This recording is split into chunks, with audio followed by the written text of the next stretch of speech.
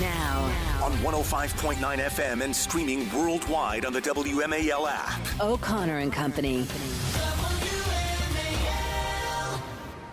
It's 5:07 on O'Connor and Company. It's Friday, 23rd day of August. The political conventions are behind us. We are charging to Labor Day weekend, and that means officially, traditionally, the presidential campaign is about to begin.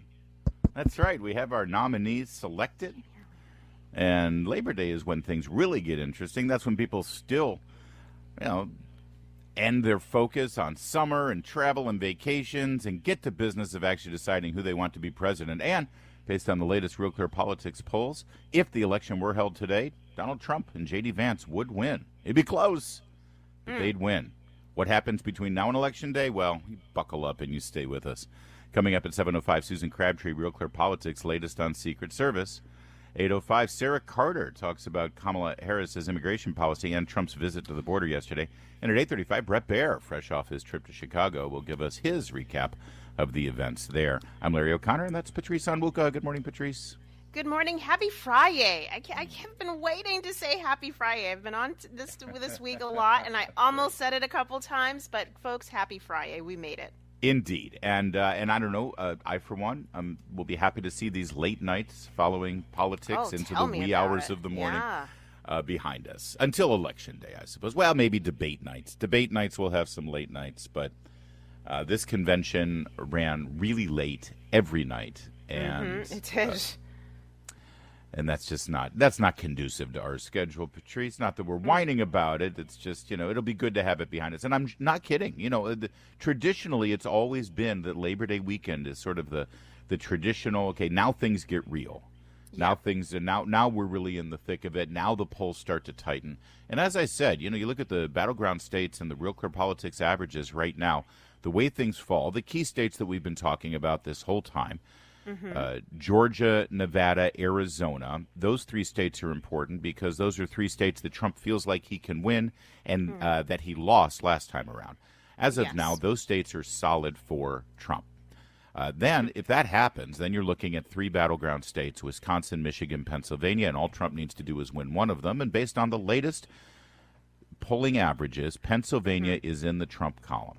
And that gives him the presidency. It's close, like I said, definitely close. But if there's any bump for Kamala Harris, I think it's already happened. Nothing new has really developed. In fact, Rasmussen on the latest national poll, which, as you know, I don't pay as much attention to because we don't elect our presidents nationally. But I do pay attention when a Republican is up nationally because even when Republicans win the traditional way with electoral college votes, they often underperform on the national polling average. That's why, because two of our most populous states, New York and California, are so heavily Democrat that they can run up the numbers on the national polls, and it doesn't really make a difference. You can win California by 1 million votes. You can win California by 1 vote. It doesn't matter. You get the same electoral votes. But according to the latest Rasmussen poll, the national numbers are in Trump's favor by 3 points. 3 points. That's significant. So, it's going to be very interesting to see how things shake down next week. The latest poll dates, by the way, other than that Rasmussen poll, most of the other numbers that everyone's dealing with have to do with just after Tim Walz was announced and not all of the fallout about who Tim Walz is and not including last Friday's Marxist policy initiative articulated by Kamala Harris. When we start seeing numbers next week that include those negative stories and damaging stories about the Harris-Walz ticket, it'll be very, very interesting to see the mood of the electorate. Yeah, it's what's interesting when you look at the Real Clear Politics average in those swing states, the margin of error, a lot of those numbers are within the margin of error. But that said, Kamala Harris has the advantage of the incumbency. She is still part of the sitting administration, which should give her an advantage alone, not even considering now the end of the DNC in her speech and some of her policy rollouts, which, by the way, still have not made it onto their website. Yeah. But she should be farther ahead than she is, which suggests to me, and I think a lot of people already feel it and sense it, is that a lot of this quote-unquote enthusiasm and hope and magic in the air, as Michelle Obama said earlier this week, is probably manufactured, and it's probably only on social media. Well, that's why it was so important for them to all get on script and to sort of, repeat the same kind of uplifting, joyful, electric, all of the hope is back America kind of rhetoric. And it certainly carried through last night after Kamala Harris's speech. And we'll give you the details of her speech coming up. But it was a fine performance. Listen, this was scripted. She is a character. She played her part. It was fine. The media reaction, though, I mean, the attempts, the love fest, full court press attempt to turn this into a transcendental political American moment. Just listen. I want to remind you why you come here for analysis of what these politicians do rather than watching cable news. Here's MSNBC. All right, you will remember where you were when you heard this speech tonight from the Vice President of the United States, Kamala Harris, really introducing herself to the nation. Hold on. Listen to those words. She's the Vice President of the United States, and she just introduced herself to the nation. I'm sorry. That's embarrassing. Square that up for me, please. Do they think we're stupid? Do they think we're stupid? I think they do think we're stupid. She's literally the sitting vice president, and Rachel Maddow is lauding her for introducing herself. And by the way, she's accepting the nomination as she introduces herself to the people of the United States. But then she went on. Speaking as much to Republicans and independents as she was to the Democrats who were nominating her tonight, asking Americans to remember how great their country is and to fight for its values. You're going to remember where you were on this night. This is an inflection point in history. They're working really hard. But I'm you're saying, well, that's MSNBC, that's Rachel Maddow. We don't expect anything more from them. What about the austere and objective, just the news, ma'am, facts first CNN, like Jake Tapper? He's the good guy over there, right, Jake Tapper? Okay, Jake, what did you think? Daughter of Oakland, accepting her party's nomination for the presidency of the United States of America. It was a speech that 4 weeks and 5 days ago she was not preparing to make. But as she said, she is no stranger to unlikely journeys. She shared with us her origin story as a prosecutor with her childhood friend, Wanda Kagan, who is here tonight, being molested by her stepfather. She talked about representing the people, Kamala Harris for the people, in her time as a prosecutor. She discussed how she would be a president for everyone and wanting to form an opportunity economy to build and strengthen the middle class. It was a speech of progressive politics and unifying rhetoric, a speech with many, many shots across the bow of Donald Trump, her opponent, and a speech in which she sought to portray herself as a credible commander-in-chief, patriotic, firm, confident, and credible. She discussed Israel and Palestine. She discussed Ukraine. She discussed the threat from Iran. It was a remarkable address, one that I've never seen her give quite like this before. A very, very powerful speech. You got to go back, I think, to Barack Obama in 2008 for a Democratic speech like this, perhaps even a speech like this at all. Oh, come on. You got to listen. Are you really going to insult Barack Obama? I mean, I don't like Barack Obama, but he's a great orator, and listening to him on was it Tuesday or Wednesday, it was interesting. It was good. It was interesting to hear him.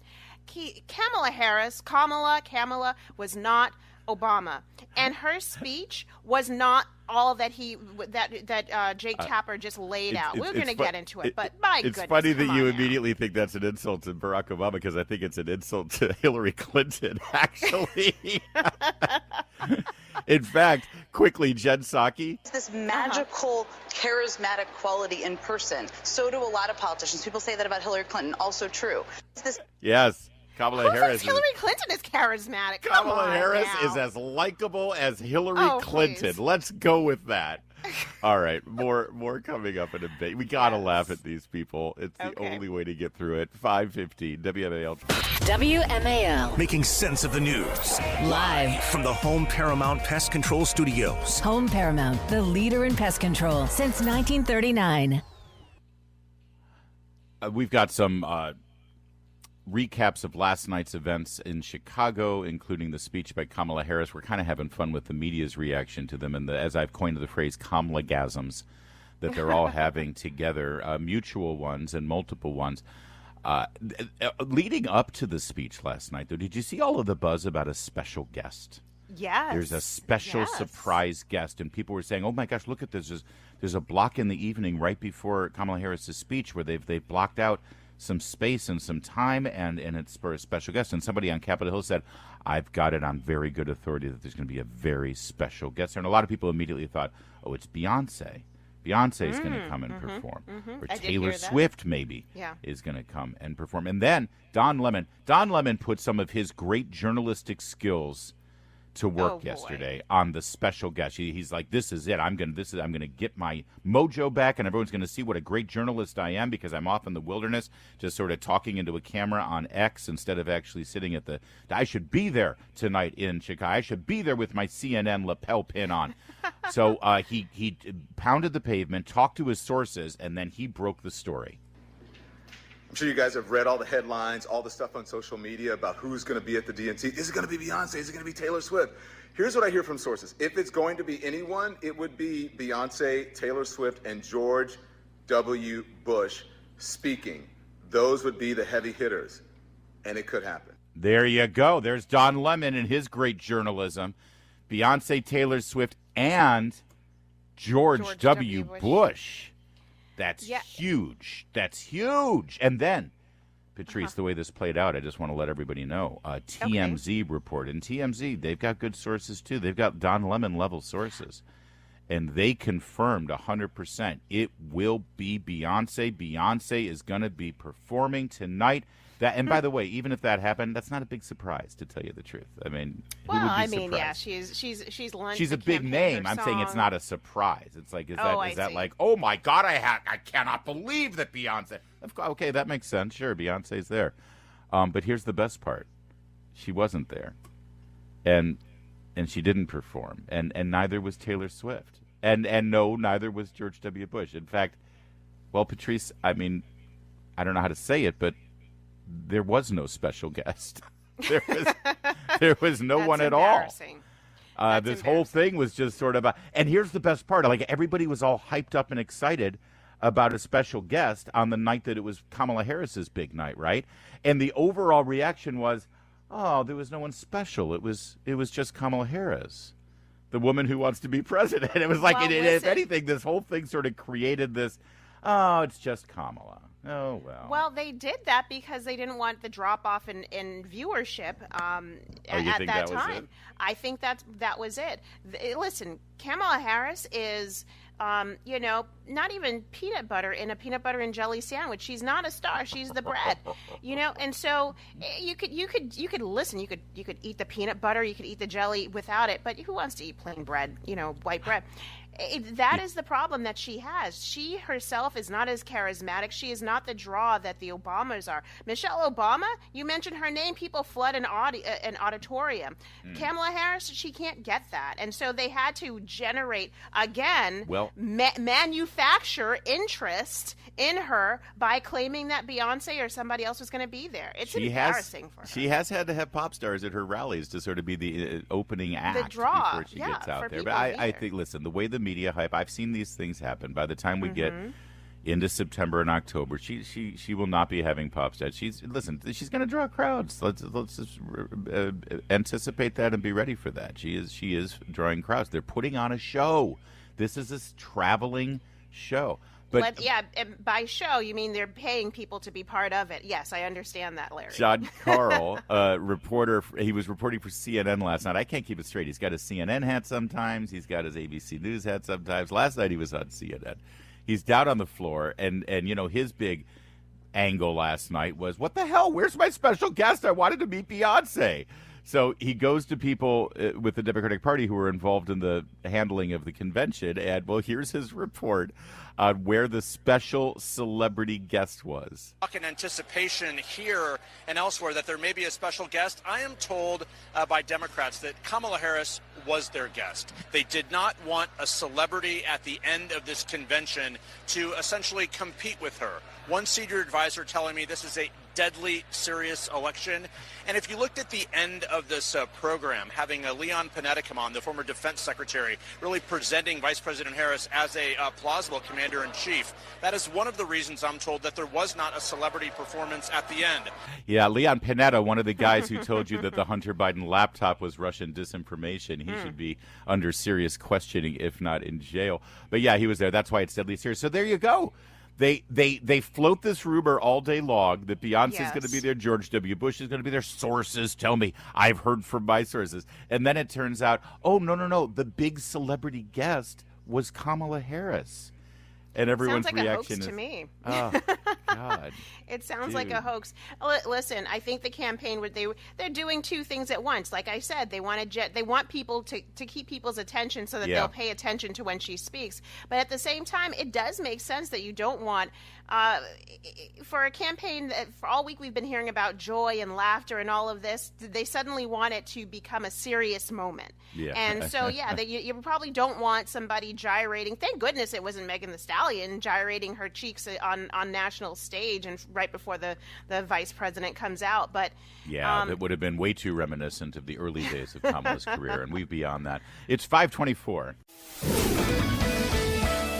WMAL traffic and weather. Steve Hirshhorn in the Hadid Carpet Cleaning Traffic Center. Head over to McLean, where there was some road work on westbound 193 Georgetown Pike, just after the Beltway along the left side of the roadway. Pretty slow both ways there. Around the Beltway, we're okay. Inner loop and outer loop, so far so good in terms of delays. No accidents or incidents to complicate that so far. Head over to Centerville, Virginia. We're westbound on Route 29 between Stringfellow Road and Hampton Forest Way. It was a gas main break. The repairs there block the right lane. Not much of a backup so far. 66 eastbound is doing well from Gainesville to Manassas to Centerville, all the way to the Beltway after that, and inside the Beltway into town. 66 is delay-free. Now from GarageDoorRepair.com, the WMAL Stormwatch 7 forecast. Temperatures into the middle 80s with mostly sunny skies. Should just feel amazing out there. Overnight, temperatures will slip back into the 60s, maybe some upper 50s in the cooler burbs. But into the weekend, milder weather does continue to build on in for both Saturday and Sunday. Mid and upper 80s, if not near 90. I'm 7 News meteorologist Brian Vandegraff in the First Alert Weather Center. Right now it is 56 in Reston, 57 in Rockville, 60 at Reagan National. I'm John Matthews on News Talk 105.9 WMAL. Now on 105.9 FM and streaming worldwide on the WMAL app. O'Connor and Company. It's 5:36. It's O'Connor and Company. Thanks for tuning in here to this Friday extravaganza as we give you a final look back at the Democratic National Convention. Night 4 was last night. Kamala Harris, the Vice President of the United States, introducing herself to the American people. I think that's a nice thing to do now that you're actually the official nominee without actually campaigning or getting a vote anywhere, and you've actually have been glowing news coverage of yourself. Yeah, I mean, you're in charge for the last 3.5 years and have actually had responsibilities in governing the nation, and maybe a nice introduction would be good. 7:05, Susan Crabtree of Real Clear Politics on the Secret Service coming up, and another apparent suspect in an assassination attempt against Donald Trump yesterday. 8:05, Sarah Carter on the border. 8:35, Brett Baer, Fox News Channel. It's Larry O'Connor with Patrice Onwuka. Morning, Patrice.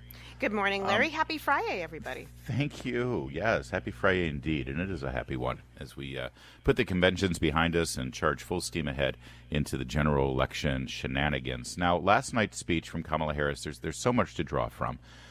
Much of it is about the feels and the vibes, and she did talk about some policies, I'll give her that, although nothing in specifics necessarily.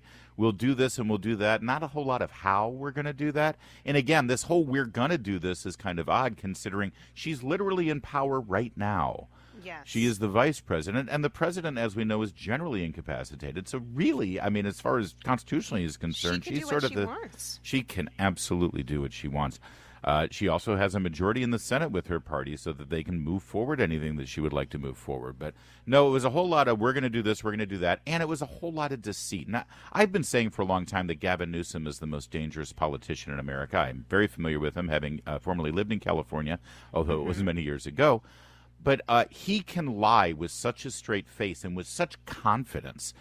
Like in your face, he will lie to you. and make it seem so earnest and so genuine. It is a sociopathic kind of ability that he has. Not to mention the fact that he looks like a villain from a Batman cartoon. A handsome villain at that, but a villain. I suppose, if that's your thing. Kamala Harris, though, I guess she does have the Joker smile and Joker laugh, so she's a DC villain of her own.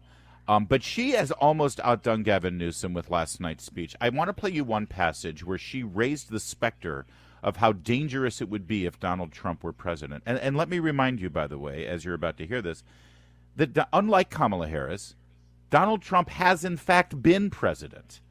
Mm-hmm. He has been president for 4 years, and we all remember it quite well.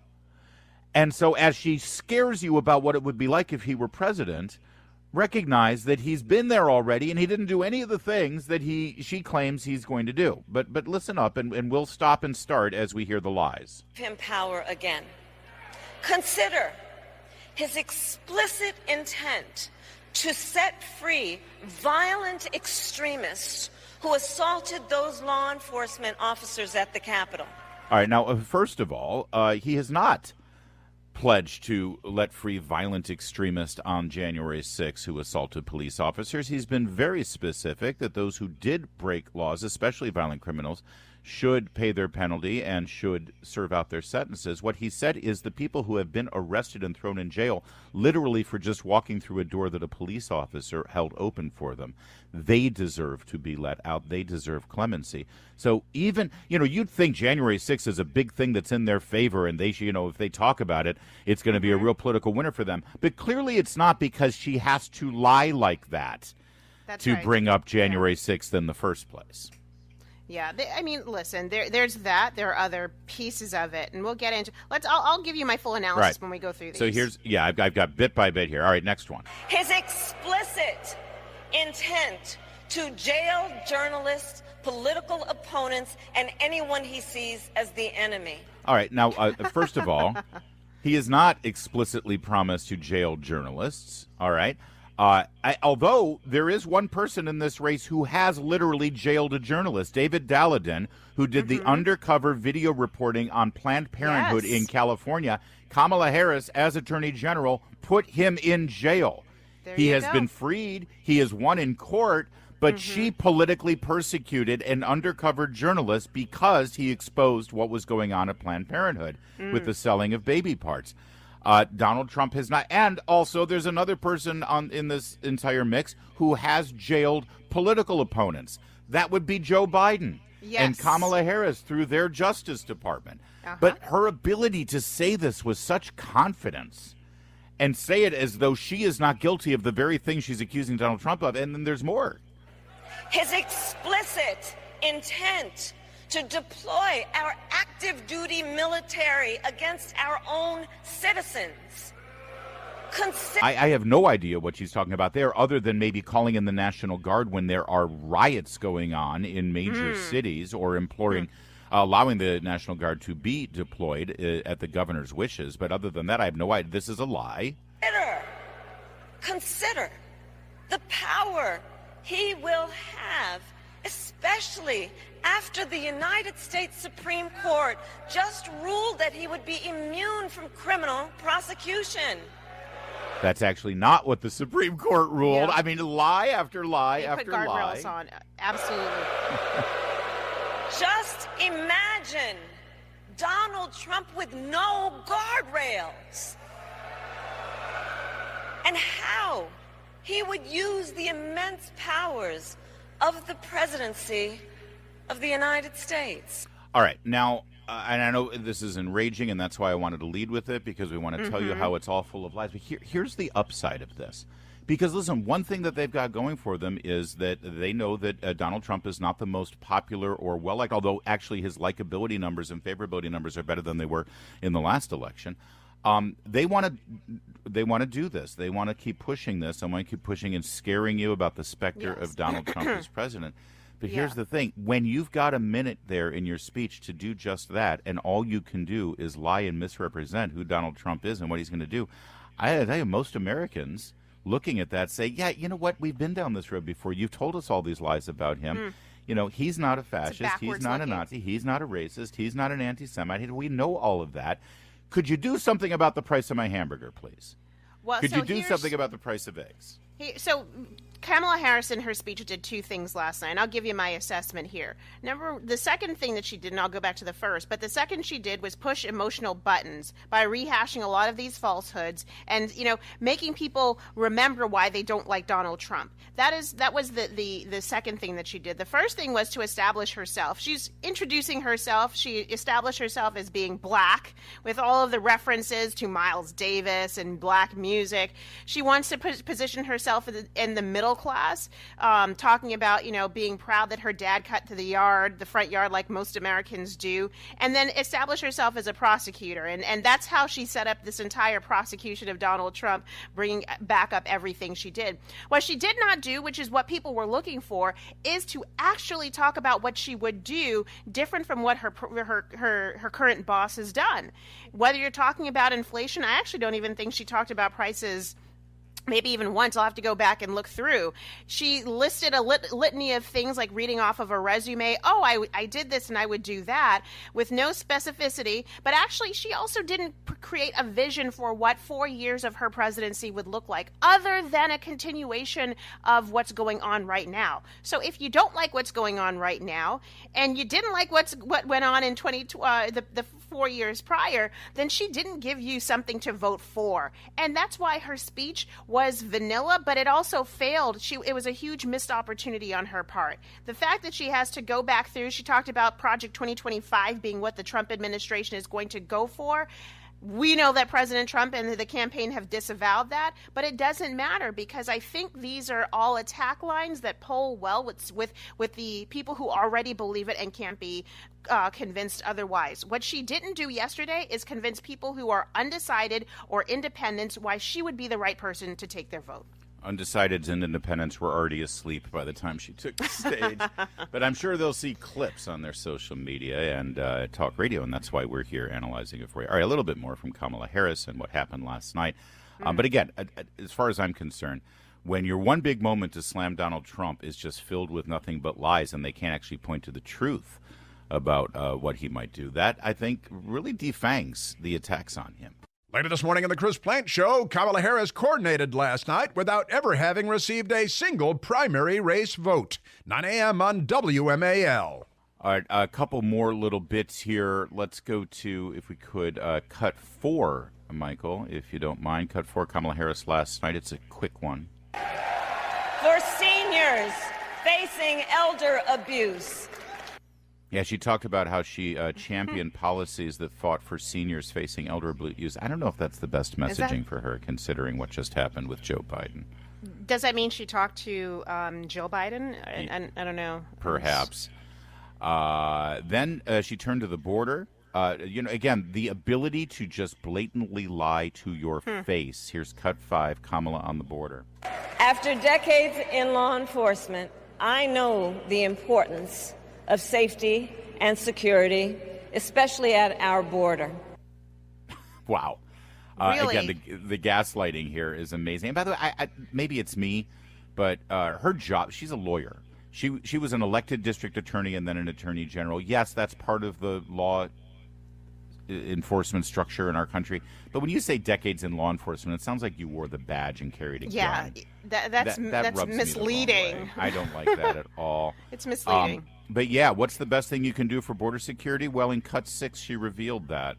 We can create an earned pathway to citizenship and secure our border.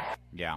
We have an earned pathway to citizenship right now. It's the legal citizenship process, and I believe, Patrice, you and your family went through that process. We don't have to create an earned pathway to citizenship. What she means is amnesty for people who broke the law and circumvented the current earned pathway to citizenship. Yeah, no, don't just believe it. We did it. Spent the money, the time, and the effort to come to this country. We weren't climbing out of a boat hoping that we didn't sink or drown. Yeah. We stepped off the plane knowing that we were here legally and that everything and we expect other people to do the same. The Trump campaign in real time put out some facts for people, and I will convey to you what they said. Under Kamala Harris, 15 million illegal immigrants have entered this country in 3.5 years, 30 tons of fentanyl, 360 people who are on the terror watch list slipped through the border. This is Kamala Harris's record on border security. What does she plan to do? Well, again, not a whole lot of how last night, just here's what I will do. But in the past, she's talked about the how. She's talked about policies like abolishing ICE, closing all ICE detention centers, giving illegal immigrants taxpayer-funded health care and housing, automatic release for illegal border crossers, including child rapists and murderers, flying illegal immigrants directly to U.S. towns, giving citizenship to over 20 million illegal immigrants and make them eligible for Medicare and Social Security. Those are policies that she has either enacted as vice president under Joe Biden or she has said she is interested in doing. That's who Kamala Harris is on the border. And Kamala Harris on the economy, interestingly, she didn't talk about anything because she didn't even mention all of the policies she rolled out last week, the socialist policies going after price gouging. I wonder why. Yeah. Coming up, we've got Sarah Carter to expand on the border question since she actually, I think, traveled with Donald Trump to the border. Yeah. She's joining us at 8:05. Coming up next, Donald Trump gave real-time reaction to Kamala's speech. He called into Fox and to News Nation. You'll hear, Newsmax. You'll hear that next.